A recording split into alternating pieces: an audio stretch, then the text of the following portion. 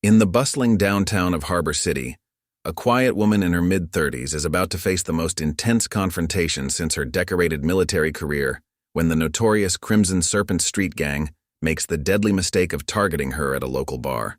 They think they've found an easy mark in the unassuming Sarah Mitchell, but what they don't realize is that she's a highly trained Delta Force veteran, the mastermind behind Operation Shadowfall, and the only operator to ever successfully infiltrate and dismantle the infamous al-Rashid terrorist network single-handedly. The Crimson Serpents have been spreading fear throughout Harbor City's waterfront district, their influence growing with each passing month. Protection rackets, drug trafficking, and brutal intimidation have become their trademark. But when they set their sights on the Rusty Anchor, the bar where Sarah now tends to keep her demons at bay, they make the fatal error of mistaking quiet strength for weakness. Sarah Mitchell stands behind the weathered oak bar, her skilled hands methodically polishing glasses as she surveys the evening crowd.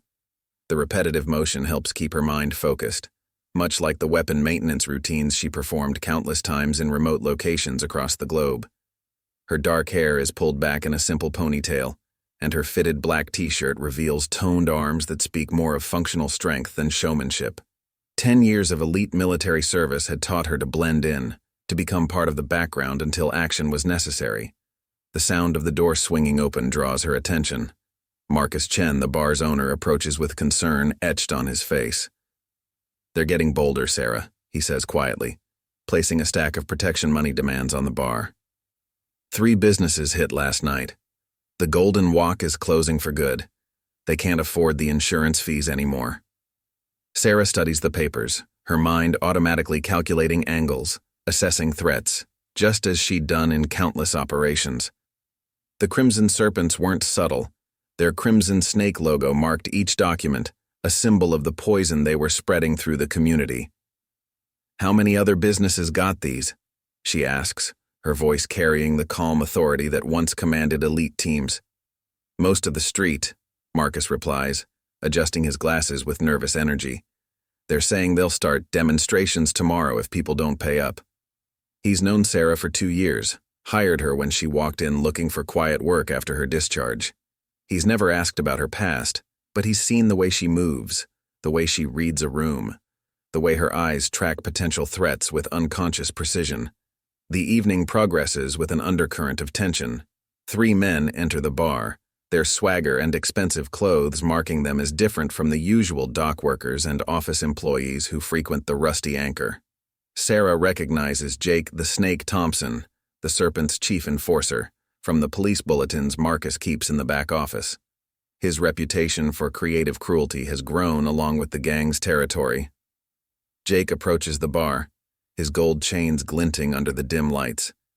His eyes roam over Sarah with predatory interest, missing entirely the way she's already noted his dominant hand, the bulge of a concealed weapon under his designer jacket, the positions of his 2 associates. "Well, well," he drawls, leaning on the bar. "Marcus didn't tell me he had such pretty new staff. What's your name, sweetheart?" "Sarah," she replies simply, continuing to wipe down the bar with measured strokes. A regular customer, Bill Henderson, shifts uncomfortably at the other end of the bar, sensing the tension in the air. She catches his eye briefly, a subtle shake of her head telling him to stay calm. "Sarah," Jake repeats, rolling the name around like he's tasting it. "You know, Sarah, this whole street is about to undergo some changes. A lot of businesses going to need protection. Shame if anything happened to this place." His smile doesn't reach his eyes. "Pretty girl like you should work somewhere. Secure." Later, they'd say it was like watching a nature documentary where the prey turns out to be the predator. Sarah's movement is almost casual as she places the glass she's been cleaning on the bar. "You should leave now," she says quietly, her voice carrying the same tone she used to use before breach operations, "while you can still walk out." Jake's laugh is ugly, designed to intimidate. "Oh, honey, you don't know who you're talking to." His hand moves toward her arm, but before he can make contact, Sarah's fingers wrap around his wrist. The grip looks gentle, but Jake's face contorts in sudden pain as pressure points are expertly manipulated.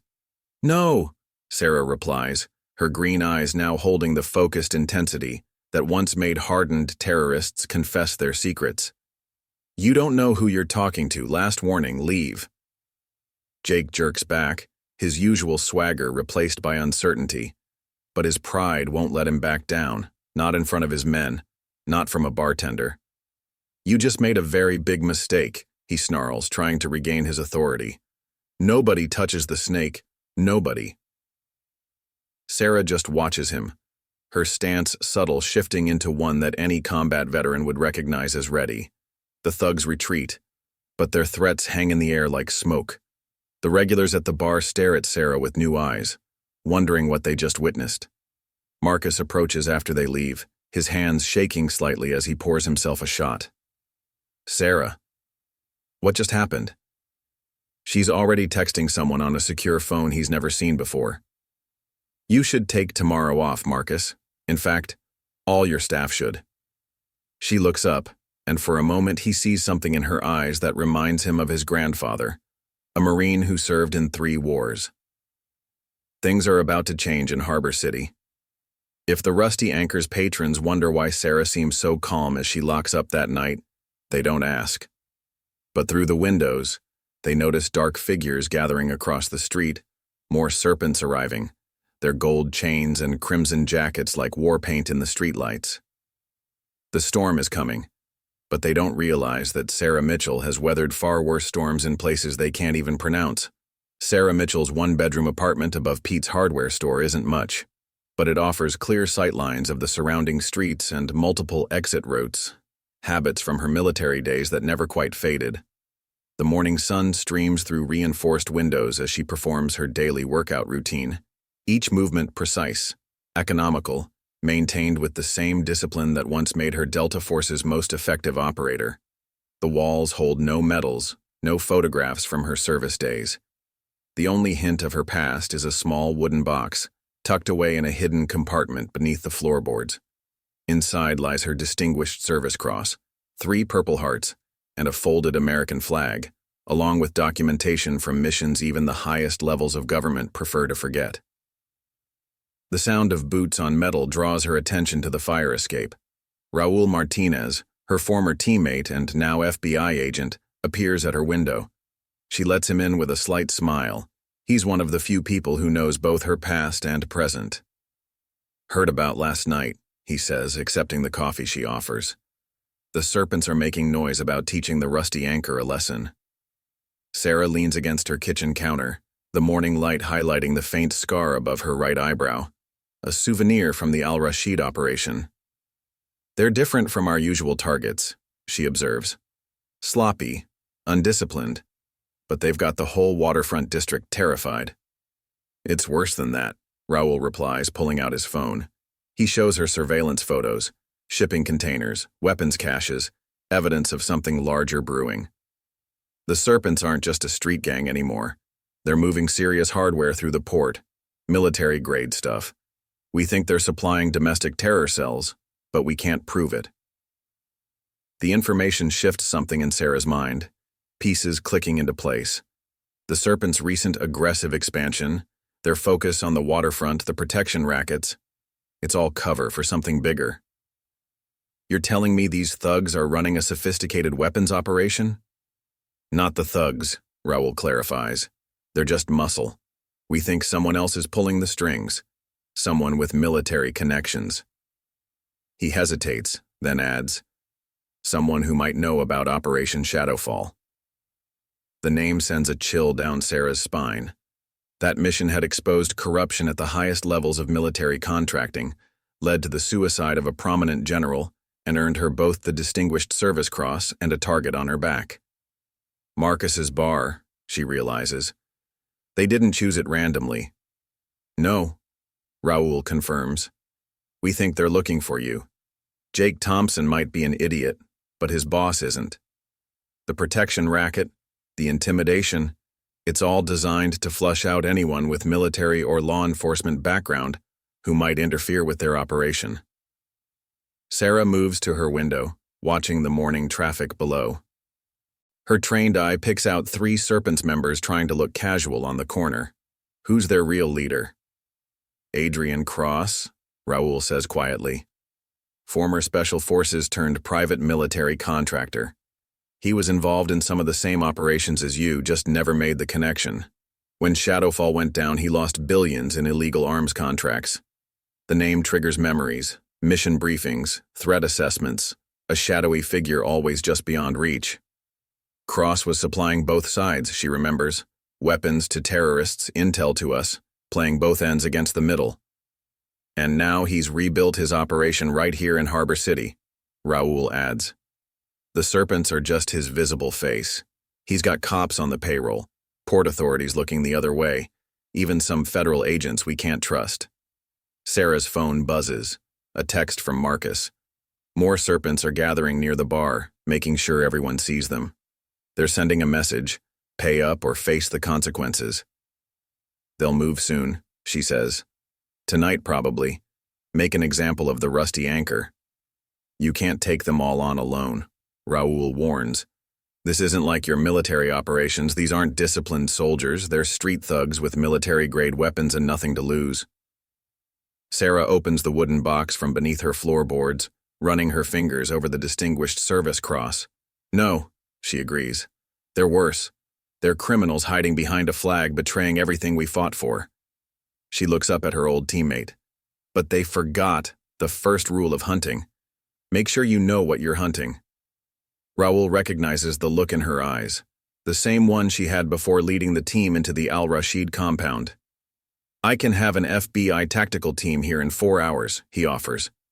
They'll move before then, Sarah replies. And Cross will have people watching for official response. No, this needs to be handled quietly. She checks her phone again, more texts from concerned regulars at the bar, reporting serpent movements throughout the district. The community's scared, Raoul. They need to see that these people can be stood up to. The morning advances as they plan, Sarah's military training transforming her small apartment into an improvisational command center. Maps of the waterfront district cover her kitchen table, surveillance photos line the walls, and encrypted communications equipment, remnants from her Delta Force days, hums quietly in the corner. You're going to need backup, Raoul insists, studying the Serpent's patrol patterns Sarah has mapped out. Sarah's reply is interrupted by a commotion outside. Through her window, they watch Jake Thompson and his men roughing up a shopkeeper across the street, making sure everyone sees. The message is clear. This is their territory now. I've got backup, Sarah says quietly, watching the scene below.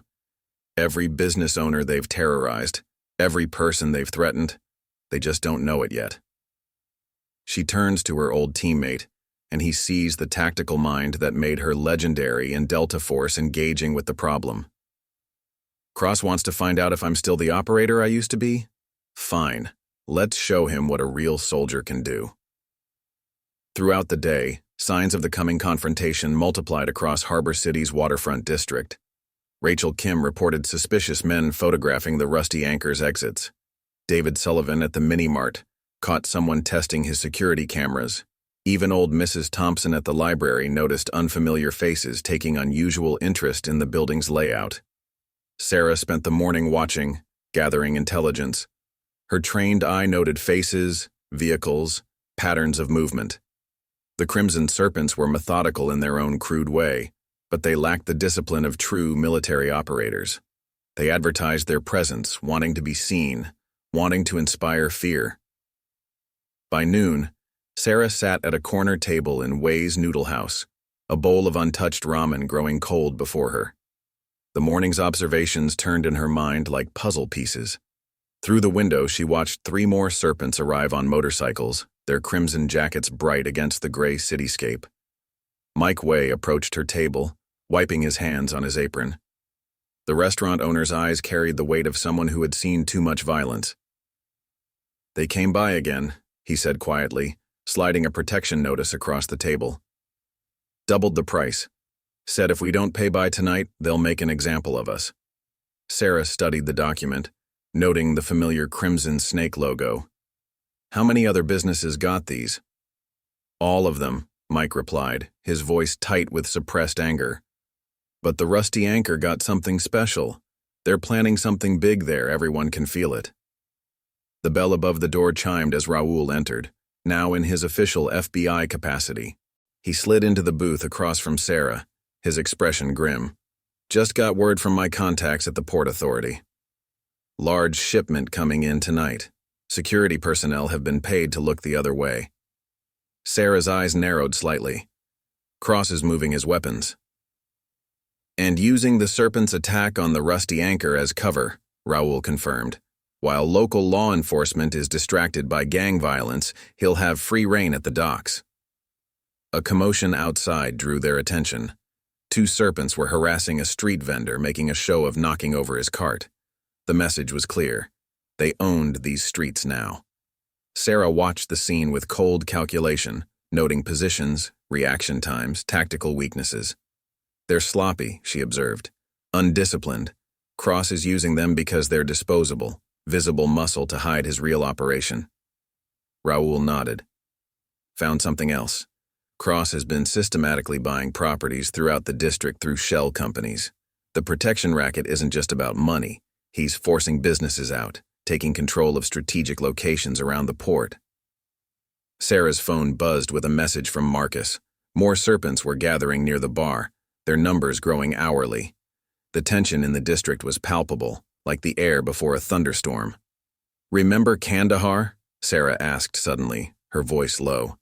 "How the militants would make a big show of force in one sector, while their real operation happened somewhere else," Raoul finished. "You think Cross is using the same playbook?" Sarah spread a map of the district across the table, her finger tracing routes from the Rusty Anchor to the docks. "The bar's his smokescreen. He wants all eyes there while his shipment comes in, but he's also hoping to draw me out. 2 objectives, 1 operation." Throughout the afternoon, more pieces of the puzzle fell into place. Jenny Martinez at the corner store reported serpents photographing rooftop access points. Tom Davidson at the hardware store caught them checking sightlines from various buildings. Even the local beat cop, Officer Rodriguez, noticed them marking potential escape routes. Sarah moved through the district like a ghost, gathering information, noting positions, building a complete tactical picture. The serpents were everywhere, their crimson jackets a deliberate show of force, but beneath their swagger, she saw the signs of a larger, more professional operation at work. "Found something interesting," Raoul reported, joining her on a rooftop overlooking the bar. He handed her a file. "Cross's private security firm just got a major government contract. He's using legitimate business to mask his weapons operation." Sarah studied the documents, pieces clicking into place. The serpents are his deniable asset. If anything goes wrong, they take the fall. Meanwhile, his real operation stays clean. The sun was beginning to set when Marcus called again. The serpents had delivered their final message: pay up by midnight or face the consequences. But there was something else in his voice, a tension that spoke of more than just gang threats. "They're asking questions about you," Marcus said quietly. "About your background, your military service, Sarah. They know who you are." Sarah watched the street below, where more serpents were arriving hourly. Their shows of force were becoming more aggressive, pushing people off the streets, establishing dominance. But she saw what they didn't: the shopkeepers exchanging glances, the residents quietly communicating, a community uniting in the face of tyranny. "Let them know," she replied, her voice carrying the quiet confidence that had once led elite teams into impossible situations. "It's time they learned what they're really dealing with." As night approached, Harbor City's waterfront district became a study in contrasts. The serpents grew more bold, more visible, while the regular residents seemed to fade away. But Sarah saw the truth. They weren't running.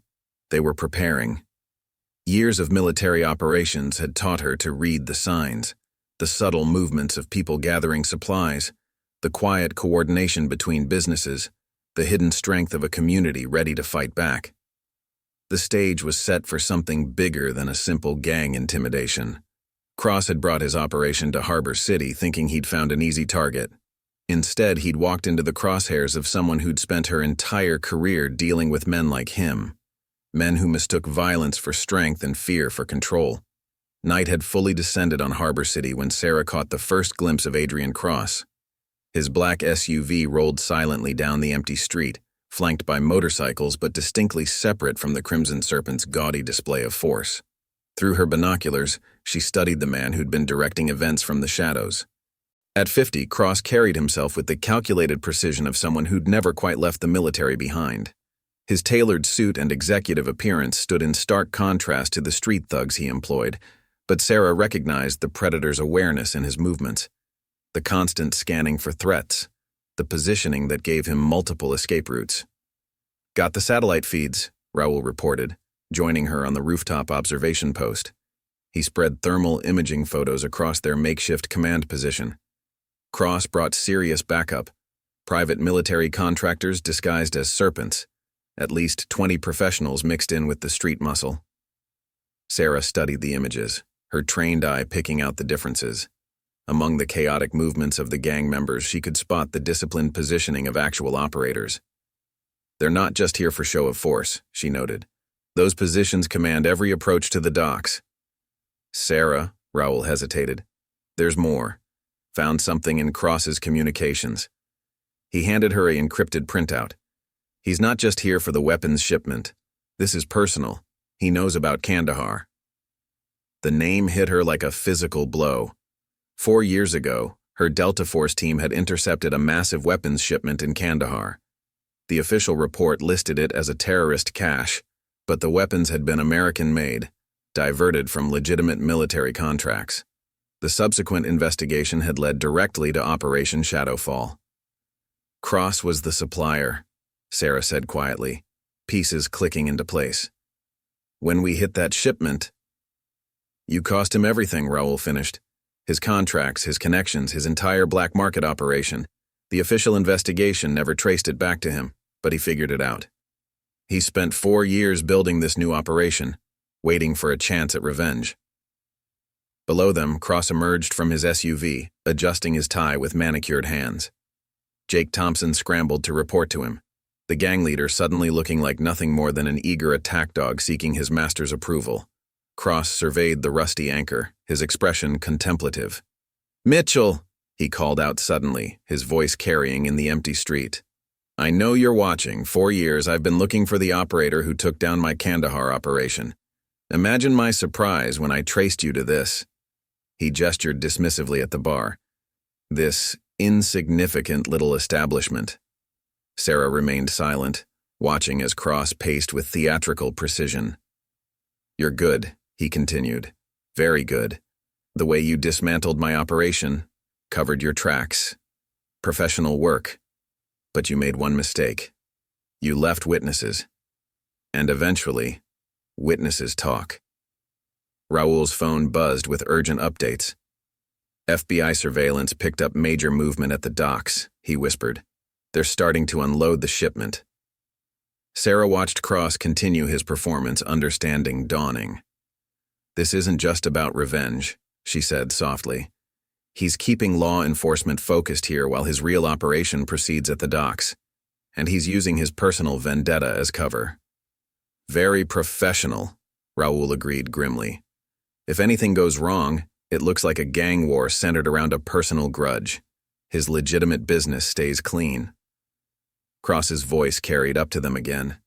"You have 1 hour, Mitchell. Come out, face me directly, and maybe we can discuss terms that don't involve collateral damage. Stay hidden." He nodded to his men, who began taking up positions around the bar.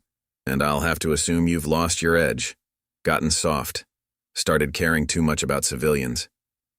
Sarah's hand moved to the hidden holster at her back, an unconscious gesture that spoke of years of combat experience. But her voice, when she finally spoke, was steady. "He's got it all planned out. If I don't show, he destroys the bar and moves his shipment. If I do show, he eliminates the last person who can connect him to Kandahar. And if law enforcement intervenes," Raoul added, "it all looks like a gang turf war gone bad. No connection to his legitimate operation." Through her binoculars, Sarah watched Cross check his watch with theatrical precision. The man's confidence was absolute. He believed he'd constructed a perfect trap.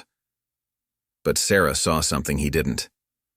Throughout the district, lights were blinking in specific patterns, residents and shop owners coordinating silently.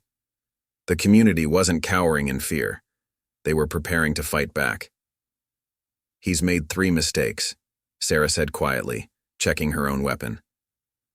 "First, he assumed I was working alone. Second, he thought fear would keep the community paralyzed. And third," she smiled slightly. The same expression that her teammates had learned meant someone had seriously miscalculated. "He forgot what made me effective in Delta Force. It was never about the direct assault. It was about making the enemy's strength work against them."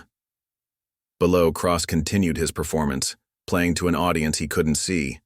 But Sarah was already moving, her mind working through calculations and contingencies with practiced efficiency. Cross had spent 4 years planning this operation, building his trap with meticulous precision. But he'd made the same mistake as every other opponent who'd underestimated her. He thought he was hunting a soldier, when in reality he was facing something far more dangerous. A strategist who'd spent her entire career turning traps back on those who set them. Sarah's apartment had become an impromptu command center as she prepared for the coming confrontation. Maps and surveillance photos covered every surface, while encrypted communications equipment hummed quietly in the corner. Each detail was meticulously arranged, reminiscent of the mission prep rooms she'd worked in across the globe. "Warehouse security feeds are up," Raoul announced, his laptop displaying multiple camera angles of the dock area. "Cross's real operation is moving into position. Professional teams, military equipment, nothing like the street muscle he's got surrounding the bar." Sarah studied the feeds with practiced intensity. 4-man teams, staggered positions, overlapping fields of fire. These aren't thugs. They're trained operators. Her finger traced routes between buildings. And look at their positioning. They're not just securing the shipment, they're setting up a kill zone. Marcus arrived through the back entrance, his face tight with worry. "Just got word from the kitchen staff. Serpents are hitting every business on the block demanding protection money right now. But they're being selective about collections, pushing some people out, letting others stay." "They're clearing lines of sight," Sarah explained, marking positions on her map. "Every business they shut down, every resident they force out, it's all tactical. Cross is reshaping the battlefield to his advantage." Throughout the afternoon, Sarah's preparation continued with methodical precision. Each piece of equipment was checked and rechecked, each contingency planned for. But unlike her Delta Force days, this wasn't just about military efficiency. This was about protecting a community that had become her home. Jenny Martinez from the bodega brought intelligence about serpent patrol patterns. Tom Davidson from the hardware store contributed detailed building layouts. Even Mrs. Thompson from the library provided valuable information about the district's old tunnel system, remnants from Prohibition days that still connected many of the buildings. "Found something interesting in Cross's background," Raoul reported, reviewing classified files. "After Kandahar, he didn't just lose contracts, he lost people. His entire private military team was compromised." Sarah paused in her equipment check. "The men he trusted most either arrested or killed because of our operation." She understood the implications. "That's why he's using the serpents as disposable muscle. He's not just being cautious, he's working through trust issues." As evening approached, more pieces of Sarah's counter-strategy fell into place. Local business owners, coordinating through subtle signals, began positioning supplies and equipment exactly where she specified. The community's resistance wasn't just about fighting back, it was about turning Cross's own tactical preparations against him. "They're moving more weapons into position," Raoul observed through his surveillance feed. "Cross isn't taking any chances. He's got enough firepower down there to start a small war." "That's exactly what he's preparing for," Sarah replied, checking her own equipment one final time. "He's expecting a direct confrontation, military operator against military operator. He's prepared for everything except..." Except what? Except the fact that Delta Force taught us to think differently. Sometimes the best way to win isn't to match force with force, it's to make the enemy defeat themselves. The sun was setting when Sarah gathered her core team in the apartment. Marcus, representing the local businesses, Jenny Martinez, coordinating community response, Officer Rodriguez, They're linked to honest law enforcement. And Raoul, bridging the gap between her military past and present reality. Cross expects us to react in certain ways, Sarah explained, outlining positions on the map. He's planned for direct assault, for police intervention, for federal response, but he's forgotten something crucial about urban warfare. The battlefield isn't just about buildings and streets. It's about people. She detailed her strategy, each element building on the community's strengths while exploiting Cross's weaknesses. The plan wasn't about matching his firepower or confronting his forces directly. It was about using his own preparations and expectations against him. He's got us surrounded, Marcus observed, studying the serpent's positions marked on the map. No, Sarah corrected, a slight smile playing at her lips. He thinks he does. But what he's actually done is put all his pieces exactly where we need them to be. As night fell, Sarah made her final preparations. Her equipment wasn't just military gear. It included communications devices disguised as everyday items, tools hidden in plain sight, and tactical advantages that Cross would never expect from a simple bartender. Sarah, Raoul said quietly as the others left to take their positions. Cross isn't just another arms dealer. He's a former Special Forces operator with a personal vendetta. This isn't just about business for him. I know, she replied, checking her weapon one last time. That's what makes him vulnerable. He's so focused on revenge, so certain he knows what I'll do that he can't see the trap he's walking into. Through her window, Sarah watched the Crimson Serpents establishing their positions, their crimson jackets bright against the gathering darkness. Behind them, Cross's professional operators moved with military precision, setting up their own containment positions. They thought they were preparing to spring a trap. They didn't realize they were actually putting the final pieces in place for Sarah's own strategy. In Delta Force, she told Raoul, they taught us that the most dangerous moment isn't when you're under attack. It's when you're absolutely certain you've got your enemy exactly where you want them. She checked her watch. Cross is about to learn that lesson the hard way. The first major confrontation erupted at the Rusty Anchor just after sunset. Jake Thompson and 6 serpents burst through the front door, their crimson jackets gleaming under the bar lights. They expected to find a scared bartender and terrified customers. Instead, they found Sarah Mitchell calmly polishing glasses behind an empty bar. Last chance, Thompson sneered, spreading his men out in a practiced intimidation pattern. Boss wants a word with you. Make it easy on yourself. His hand rested on the gun poorly concealed under his jacket, amateur bravado masking professional intent. Sarah continued her methodical cleaning, each movement deliberate. From her position, she noted the positions of Thompson's men, identified the 2 professionals mixed in with the street muscle, marked potential angles of attack. Your boss, she said quietly, is using you as bait. Thompson's laugh was forced, uncertainty creeping in at her calm demeanor. You don't know what you're talking about, lady. Cross runs this whole operation. We're his chosen crew. No, Sarah replied, finally looking up. You're his disposable assets, just like the crew he lost in Kandahar. Her eyes locked onto the 2 disguised operators. Isn't that right, gentlemen? He's got you playing gangster while his real team handles the shipment. The tension in the room shifted. The professional operators exchanged glances, their cover slipping slightly. Thompson, sensing he was losing control of the situation, moved toward the bar with aggressive intent.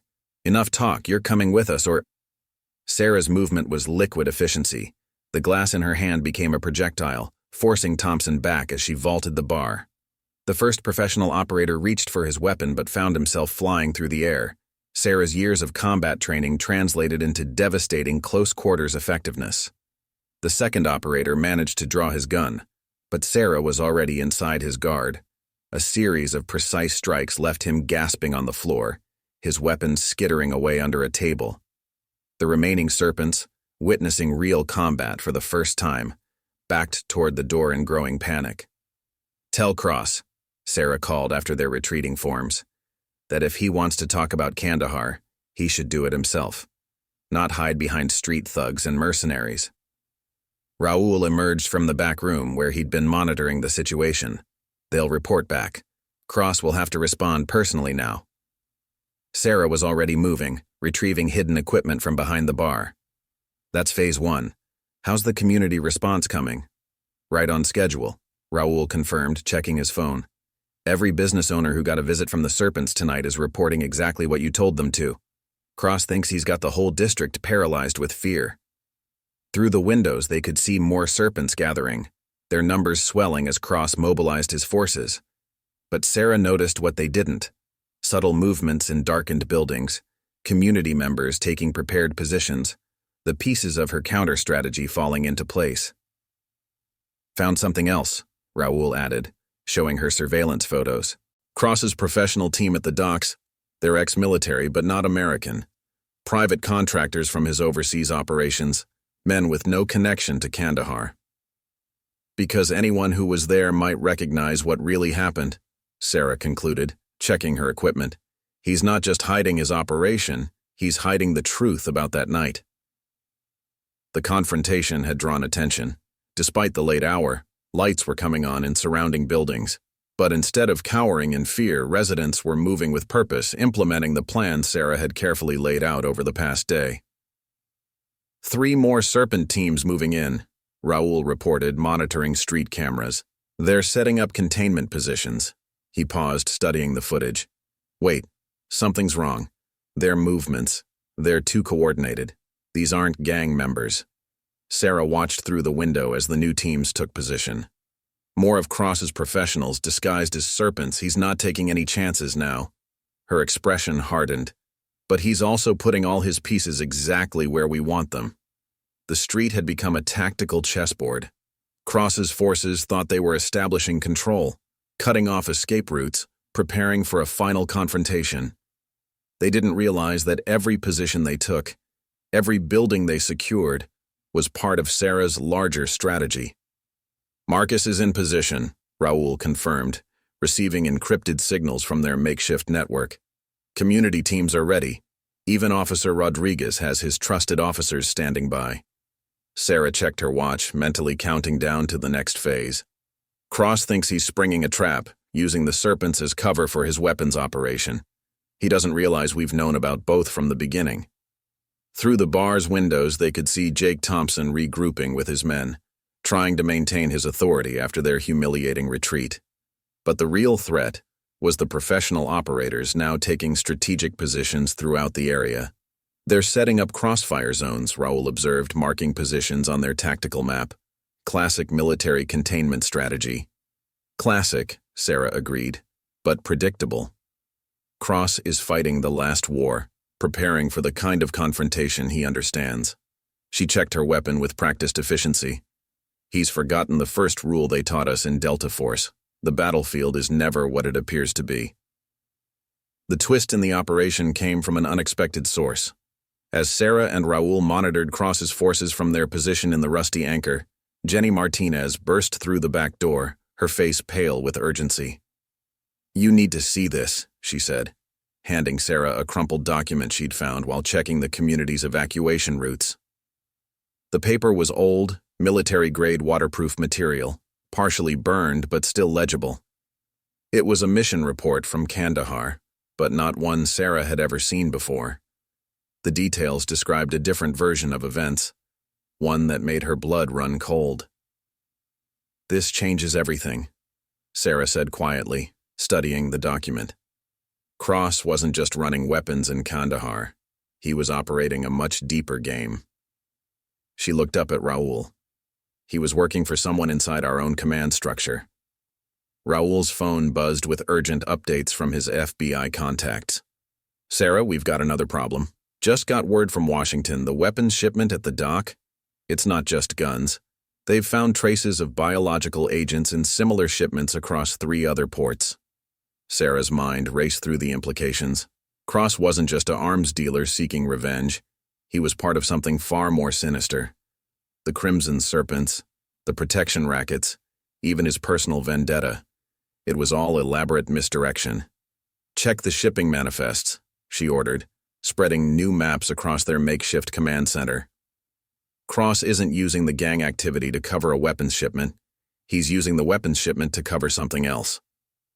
As if confirming her suspicions, new players emerged on the street. Among the Serpents and Cross's disguised operators, figures in expensive suits began taking positions. They moved differently, not with military precision or gang bravado, but with the calculated efficiency of intelligence operatives. Government plates, Raoul reported, watching through surveillance cameras. But they're not FBI or DEA. These are agency contractors. Private sector. Sarah's expression hardened as more pieces fell into place. "The night in Kandahar," she said, her voice carrying the weight of old memories. "We thought we were stopping a weapons shipment to terrorists. But we actually interrupted something bigger, a classified operation that wasn't supposed to exist." Marcus rushed in from his observation post, adding another layer to the evolving situation. "Just intercepted communications between Cross's professional teams. They're not just securing the area, they're preparing for some kind of extraction. Multiple helicopters inbound." Outside, the Serpents continued their visible displays of force, unaware they were just pawns in a much larger game. Cross had positioned them perfectly, expendable distractions from the real operation unfolding in their midst. "Found something else," Raoul said, poring over encrypted communications. "Those agency contractors? They're not here to stop Cross, they're here to ensure his operation succeeds. Whatever he's really moving through that port, someone high up wants it to happen." Sarah studied the old mission report again, her trained eye picking out coded references and hidden meanings. Kandahar wasn't just about weapons, she realized. Cross was testing something. The weapons were cover for biological field trials. And now, he's bringing the operation home, Raoul finished grimly. Using Harbor City as a distribution point, the Serpents create chaos, keep law enforcement focused on gang violence, while the real threat moves through right under everyone's nose. The situation had evolved far beyond a simple confrontation between a veteran and local thugs. Cross hadn't chosen Harbor City randomly. He'd selected it precisely because it provided perfect cover for a much darker operation. Sarah's phone buzzed with a message from Officer Rodriguez. Police units were being redirected away from the port area, ordered to focus on gang activity in other parts of the city. The manipulation of local law enforcement was complete and professional. "We need to alert the FBI's bioweapons division," Raoul started, but Sarah cut him off. "No," she said, her voice carrying the certainty of someone who'd seen this pattern before. "Cross has people inside every agency. The moment we alert official channels, he'll know. We need to handle this ourselves." Jenny returned with more intelligence from the community network they'd established. "Sarah, something's happening at the port. The regular workers are being cleared out. Security teams we've never seen before are taking positions." Through their surveillance feeds, they watched as Cross's operation shifted into a higher gear. The Serpents maintained their visible presence, but the real action was happening in the shadows. Professional teams moved with practiced coordination, preparing for something big. "He's accelerating the timeline," Sarah observed, checking her weapons with renewed purpose. "Our interference at the bar forced him to move faster than planned. That's good. It means he'll be less careful, more likely to make mistakes." But the magnitude of what they were facing had grown exponentially. This wasn't just about protecting a community from gang violence or stopping an illegal weapons shipment. They were up against a massive black operation with tentacles reaching into the highest levels of government. "We didn't stop him in Kandahar," Sarah said quietly, loading specialized equipment she hadn't touched since her Delta Force days. "We just delayed him, made him more careful, more methodical. Now he's ready to launch something that makes his weapons operation look like a minor crime." The night had become a race against time. Cross had spent years building this operation, using the Crimson Serpents as cover, manipulating local law enforcement, and positioning his pieces perfectly. But he'd made one critical mistake. He'd chosen Sarah's home as his staging ground, and she'd spent her entire career stopping operations exactly like this. "Alert our community network," she ordered, her military training fully engaging with the expanded threat. "But keep them focused on the Serpents. The less they know about the real operation, the safer they'll be. She turned to Raoul. We've got one shot at this. If we're right about what Cross is really moving through that port, the whole city could be at risk, he finished, understanding the stakes. Sarah checked her watch, counting down to Cross's next move. The game had changed, but the fundamental truth remained the same. Sometimes the biggest threats hide behind smaller ones, and it takes a special kind of warrior to see through the deception to the real danger lurking beneath. Sarah's strategy shifted into high gear as night deepened over Harbor City. The Crimson Serpents continued their visible display of force, but her focus was now on the shadows between their obvious movements.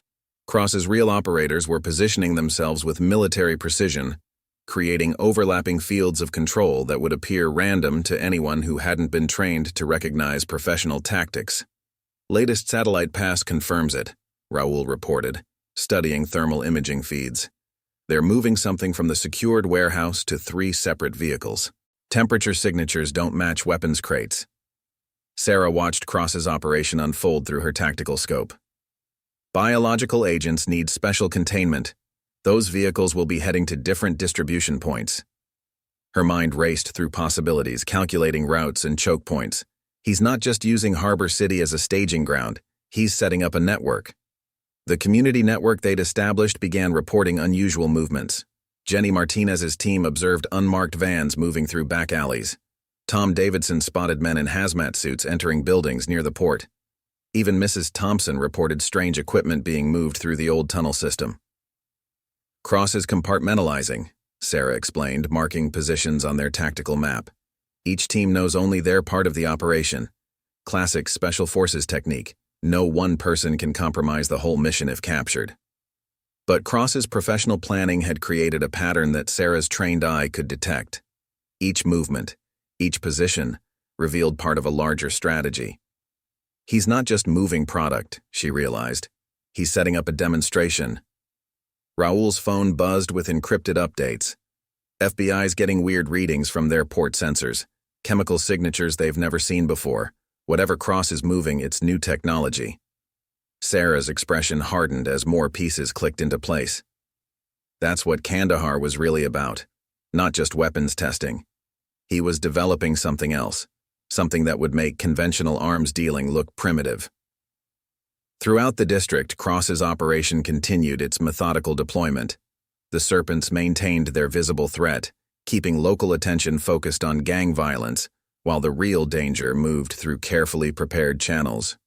Found something in the old mission files, Raoul said, his voice tight with concern. Before Kandahar, Cross's company had a classified contract for next-generation crowd control agents.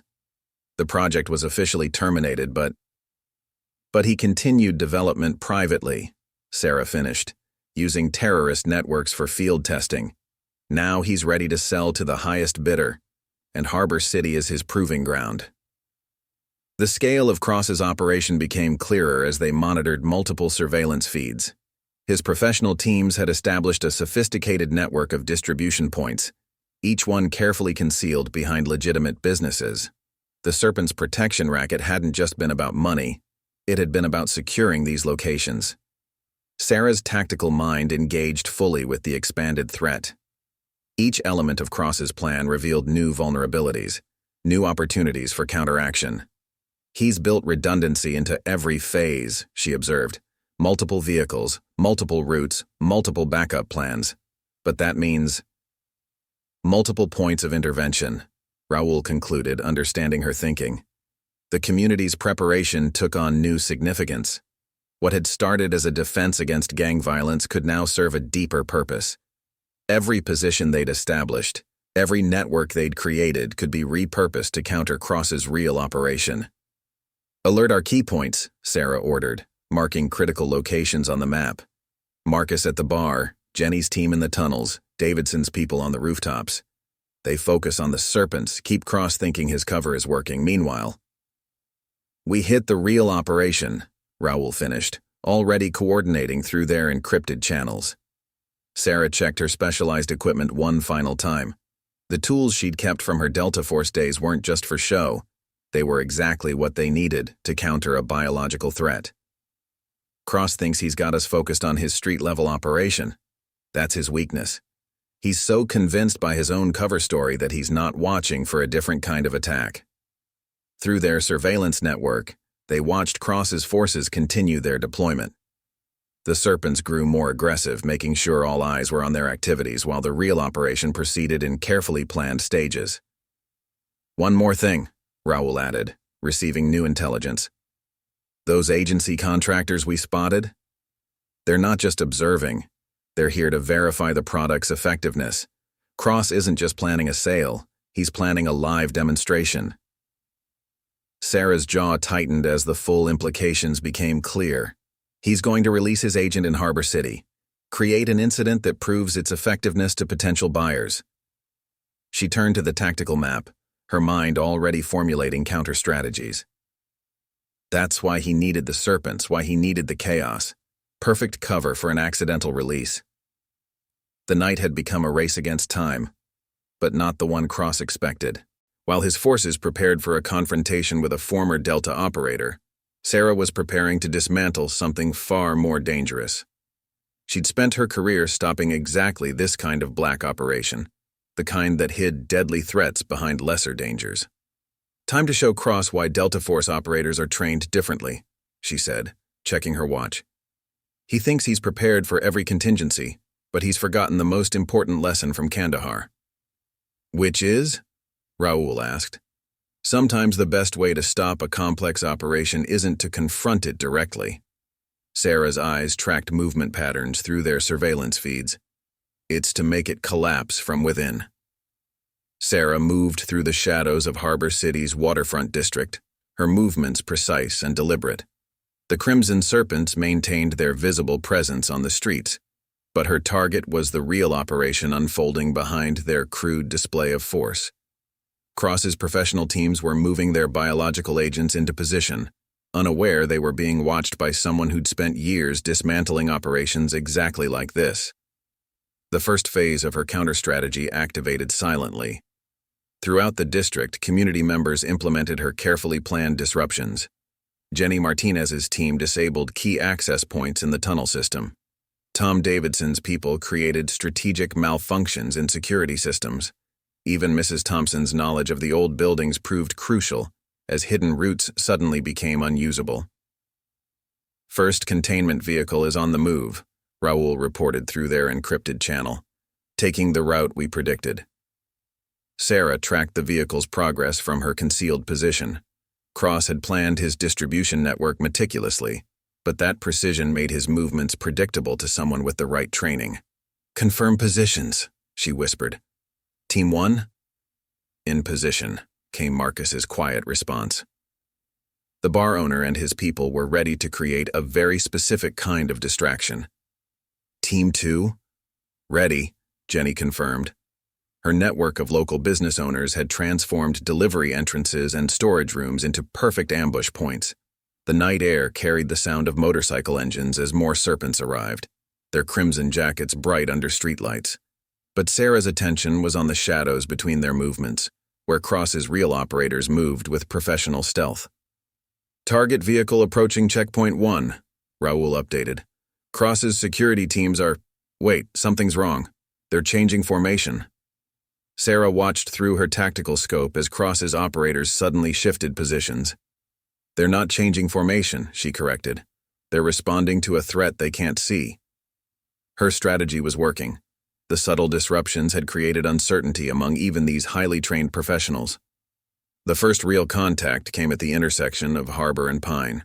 Cross's lead vehicle, disguised as a commercial delivery van, encountered what appeared to be a random gang confrontation. Serpents faced off against local residents, blocking the street with their choreographed conflict. "Vehicle 2 is diverting to alternate route," Raoul reported, heading straight for Jenny's position. Sarah moved silently through pre-planned paths, keeping pace with the operation's collapse. Cross had built redundancy into every phase, but that meant spreading his forces thin. Each backup plan required additional security, additional coordination. "Now," she commanded quietly. Throughout the district, carefully prepared positions activated. Security cameras failed in precise patterns. Power fluctuations affected specific blocks. Communication channels filled with static. To Cross's operators, it would appear random, the kind of urban chaos they'd expected their gang activity to create. But each disruption was pushing them exactly where Sarah wanted them. "Sarah," Raoul's voice carried urgent warning. "Cross is moving. He's heading to the primary distribution point personally." Through her scope, Sarah watched Cross emerge from his SUV, his expensive suit out of place among the Serpents' street warfare. But she recognized the way he moved, the way he constantly assessed his surroundings. He'd realized something was wrong. "All teams execute Phase 2, she ordered. The real beauty of her strategy revealed itself as Cross's operation began to fracture. Each security team, trained to operate independently, started encountering problems they had to report. Each communication added to the growing sense that their careful plans were unraveling. "Sir, Checkpoint 3 is compromised," one operator reported to Cross. "Unknown players have blocked our alternate route. Containment Vehicle 2 is reporting equipment failures," another called in. "Readings show possible breach in." Cross's voice cut through their reports, sharp with growing anger. "Maintain positions. This is her game, creating chaos, making us think we're compromised. Stay focused on." His orders were interrupted by a massive explosion at the waterfront. One of his backup storage facilities erupted in flames, not from an attack, but from what would appear to be a technical malfunction. Sarah had recognized the facility's cooling system as a critical weakness. "All units fall back to primary positions," Cross commanded, but his operation was already collapsing into confusion. Security teams, unable to distinguish between real threats and manufactured chaos, began making exactly the kinds of mistakes Sarah had anticipated. "They're splitting up," Raoul confirmed, each team trying to secure their own sector. "Cross's command structure is breaking down." Sarah moved closer, watching Cross through her scope.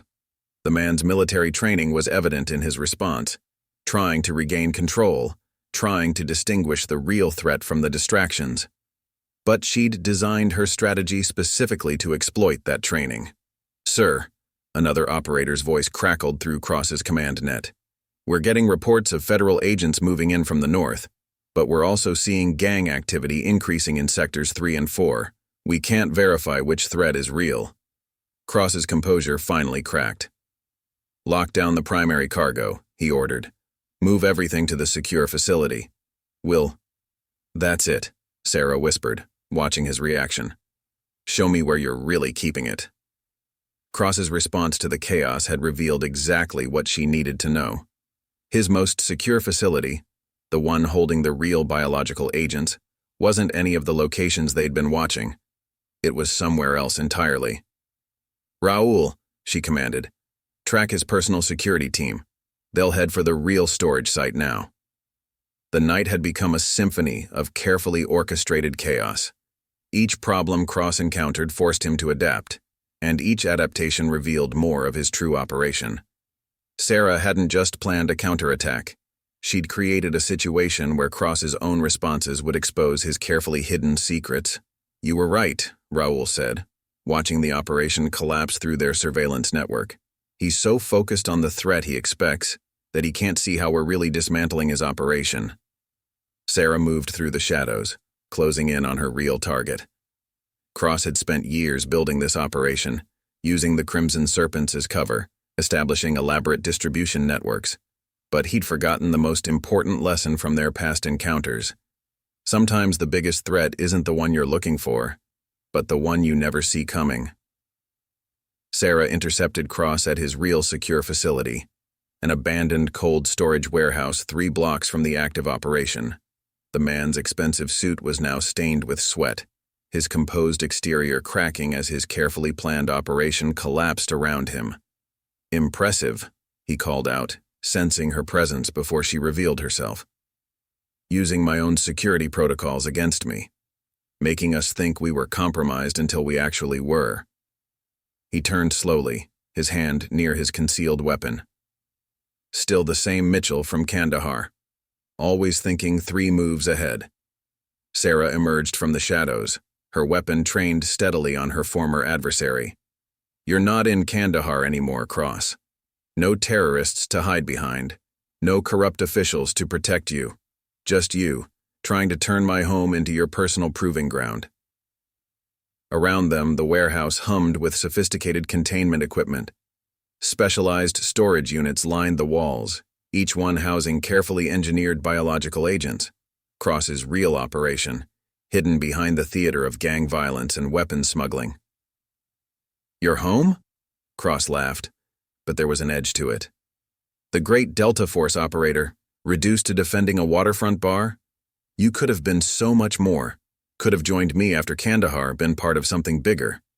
"Like what? Developing weapons to sell to the highest bidder? Testing them on innocent people?"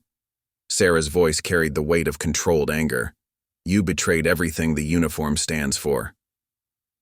Distant explosions echoed through the night as Sarah's strategy continued to dismantle Cross's operation.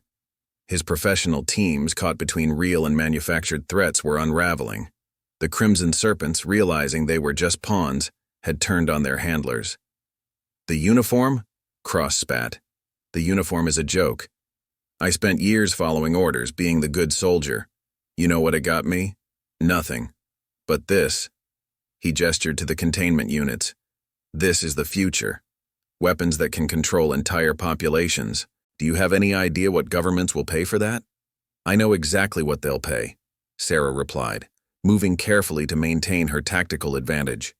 "Just like I know about the agency contractors here to verify your product, the demonstration you were planning, using Harbor City as your test site." Cross's expression shifted, genuine surprise crossing his features. "How did you—" "Because you're still thinking like a military operator. Multiple vehicles, redundant routes, compartmentalized teams. But you forgot what made Delta Force different. We don't just think about the mission. We think about the bigger picture." Through their earpieces, they could both hear Cross's operation continuing to collapse. Raoul coordinated with FBI tactical teams, moving in to secure compromised sites. The community network Sarah had established ensured no part of Cross's distribution system remained hidden. "It's over, Cross," Sarah stated firmly. "Your demonstration is compromised. Your buyers are exposed. Even your agency contacts are running for cover. Stand down." Cross's laugh turned bitter. "Stand down? You still don't get it, do you? This isn't some minor weapons deal. This is about changing the game entirely. And if I can't sell it—" His hand moved toward a control panel. "I can still prove its effectiveness." Sarah's reaction was instant. Years of Delta Force training translated into fluid motion as she engaged Cross before he could reach the controls. The fight was brutal, close-quarters combat between two highly trained operators. But where Cross fought with desperate fury, Sarah moved with calculated precision. "You know what your real mistake was?" she asked, blocking a vicious strike. "Thinking you could come into my community, threaten my people, and not pay the price." Her counterattack was devastating. Years of combat experience focused into perfect efficiency. Cross staggered, his expensive suit now torn and bloody. "Your community?" he gasped. "They're nothing, just collateral damage in a bigger game." "No," Sarah replied, delivering a final, decisive strike. "They're the reason you lost, because while you were focused on your operation, on your grand plans, they were helping me dismantle everything you built." Through the warehouse windows, they could see Cross's remaining forces being systematically rounded up. FBI teams, guided by Raoul's intelligence, secured the biological agents. The Crimson Serpents, their role as disposable pawns now clear, surrendered to local police. "You had it all planned," Cross realized, as Sarah secured him with tactical restraints. "The community resistance, the strategic chaos, making us expose our own operation. You turned my entire plan against me." "That's what you never understood about Delta Force," Sarah replied, checking his restraints. "We're not just soldiers. We're protectors, and you picked the wrong community to threaten." As federal agents swarmed the warehouse, Sarah stood with Raoul, watching Cross being led away. The night's chaos was settling into the ordered process of law enforcement documentation and evidence collection. "Found something interesting in the containment units," Raoul reported. Cross wasn't just developing biological agents. He was creating something specifically designed for urban deployment. If he'd succeeded. He didn't, Sarah cut him off, watching the sunrise paint Harbor City in new light. Because he made the same mistake every overconfident operator makes. He thought the biggest threat would come from someone thinking like him. The waterfront district was already coming back to life. Business owners emerged to reclaim their streets. The Crimson Serpents' reign of terror had ended not through superior firepower, but through the unified strength of a community led by someone who understood true power isn't about weapons or fear. It's about protecting what matters. A week after Cross's downfall, the rusty anchor buzzed with renewed life. The bar's scarred surfaces and patched walls had become badges of honor, testament to a community's stand against corruption. Sarah stood behind the bar, watching the evening crowd with the same tactical awareness that had served her through countless missions. But now it was tempered with something else, a sense of belonging. Latest count from the FBI, Raoul reported, sliding onto his usual stool. 17 private military contractors in custody, 32 Crimson Serpents facing charges, and Cross. He smiled slightly. He's singing like a canary. His agency contacts are falling all over themselves to make deals. Sarah polished glasses with practiced efficiency, the familiar motion helping her process the aftermath. And the biological agents? Secured. CDC's analyzing them now. Early reports suggest Cross was developing something revolutionary, a compound that could incapacitate entire city blocks without leaving traces. Would have changed urban warfare completely. Throughout the evening, community members filtered in, each one carrying updates about the district's recovery. Jenny Martinez reported local businesses reopening, stronger than before. Tom Davidson described how the hardware store's hidden security measures were becoming a model for other communities facing similar threats. Even Mrs. Thompson brought news about federal grants for community protection programs. Found something else in Cross's files, Raoul mentioned, his voice lower. After Kandahar, he didn't just lose contracts. He lost part of himself. The mission reports, the psychological evaluations. They show a man who couldn't handle the transition from soldier to civilian, someone who needed to keep fighting wars, even if he had to create them himself. Sarah's hands paused briefly in their work. That could have been me, she admitted quietly. After my discharge, the silence was the hardest part. No missions, no purpose, just... She gestured at the bar around her. Ordinary life. But you found something he never did, Marcus interjected, emerging from his office. A different kind of mission. The bar owner wasn't wrong. Where Cross had seen vulnerability in Harbor City's waterfront district, Sarah had found community. Where he'd sought to exploit civilian life, she'd discovered its strength. Speaking of missions, Raoul added, checking his phone, Federal Task Force wants to talk to you. They're building specialized teams to handle threats like Cross. Operators who understand both military and civilian dynamics. Could use someone with your experience. Sarah watched her regulars, the mix of dock workers, office employees, and local residents who'd become more than just customers. During the crisis, they'd proven themselves as capable as any military unit she'd commanded, each person playing their part in a complex operation. I've got a team, she replied simply, nodding toward the community members who'd helped dismantle Cross's operation. Besides, someone needs to keep an eye on this place.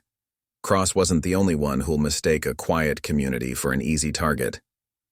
The evening deepened, and the rusty anchor filled with the sounds of recovery, laughter, conversation, the normal rhythm of civilian life that Cross had never learned to appreciate.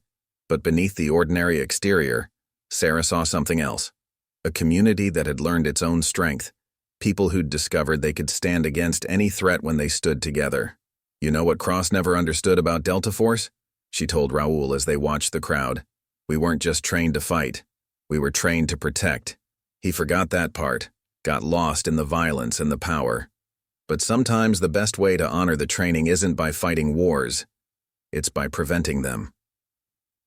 Through the windows, Harbor City's waterfront district showed signs of transformation. Security cameras now doubled as community protection networks. Former gang territories had become neighborhood watch zones. What Cross had intended as a proving ground for weapons had instead become a model of community resilience. Got word from Washington, Raoul mentioned. Cross's operation wasn't unique. Other former operators, other private military contractors, they're building similar operations in other cities, using the same playbook: gang cover, legitimate businesses, complex distribution networks. Sarah nodded, already understanding the implications. And now those communities know it can be fought. That with the right leadership, the right preparation, civilians can stand against professional operators. The night brought more visitors to the bar. FBI agents comparing notes with local police, community organizers learning from Harbor City's experience, even military personnel studying how a former Delta operator had turned civilian resources into an effective counter-terrorism network. They're calling it the Harbor City model, Raoul explained, using community engagement to identify and counter sophisticated threats. You've started something bigger than just stopping Cross. Sarah watched her community with quiet pride. Where Cross had seen pawns to be sacrificed, she'd found partners worth protecting. Where he'd tried to impose military control on civilian life, she'd helped forge a new kind of strength, one built on trust, cooperation, and shared purpose. You know what the real difference was? She asked, observing the subtle signs of awareness in her regulars' movements, the heightened community consciousness that remained after the crisis. Cross never stopped fighting the old wars, never learned that sometimes the strongest defense isn't a weapon or a tactical plan. It's a community that stands together. As midnight approached, Sarah stood on the rusty anchor's back steps, watching her neighborhood's quiet strength. The physical signs of battle were fading, but something more permanent had taken root. Harbor City's waterfront district had faced down a sophisticated military operation and emerged stronger, not just in its defenses, but in its spirit. The night air carried the familiar sounds of civilian life, distant music, casual conversation, the peaceful rhythm of a community at ease. But now there was something else beneath the ordinary exterior. The quiet confidence of people who'd discovered their own power, who'd learned that sometimes the most effective response to military threats isn't military force, it's unified civilian resistance. Sarah checked her weapon, more from habit than necessity now. The weight was familiar, but it no longer defined her purpose. She'd found something Cross never could, a way to use her training not for destruction, but for protection, not to control a community, but to empower it.